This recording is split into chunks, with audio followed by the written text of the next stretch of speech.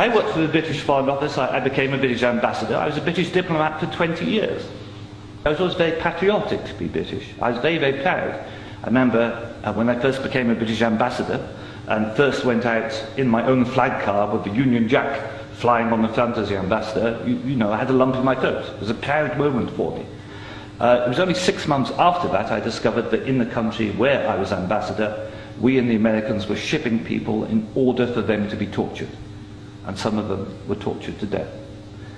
Now, as you may imagine, my worldview changed. It was at the same time, about a month later, we invaded Iraq against the will of the Security Council. Not just without permission of the Security Council, but in the full knowledge that if it had gone to the Security Council, we would have been voted down.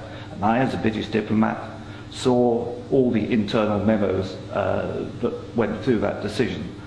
I know for certain, I used to be head of the FCO unit that monitored Iraqi weapons of mass destruction. I know for certain, I can tell you, that they knew there weren't any. It wasn't a mistake, it was a lie. I think it is impossible to be proud of the United Kingdom.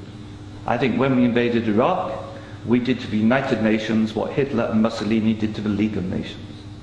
And I think what we've done since, where the truth is often much hidden, in the bombing. If you look at Libya, disaster now, we bombed it. We killed 15,000 people when NATO bombed Sirte, something they never told you on the BBC. And did we make it better? No. I saw in Uzbekistan, I saw the gas contract signed by Enron and a company called Unocal, which George Bush Sr. was on the board, to dig out gas pipelines from Uzbekistan and Kazakhstan over Afghanistan down to the Indian Ocean. That was actually what the Afghan war was about. They'd actually had talks with the Taliban and Unocal to see if the Taliban would provide pipeline security. The person who held those talks was the consultant for Unocal, who's a certain Mr. Karzai, who, after being employed by George Bush Sr. as a consultant, went on to become president of Afghanistan.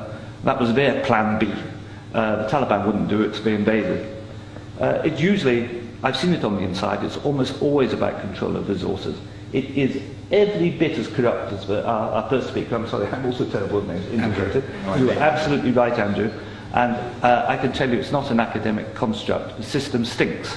Westminster stinks. The British government is deeply, deeply immoral. They don't care how many people they kill abroad if it advances them. And anybody who votes no is voting to support a psychologically flawed, a pathological state, which is a danger in the world, a rogue state, a state prepared to go to war to make a few people wealthy.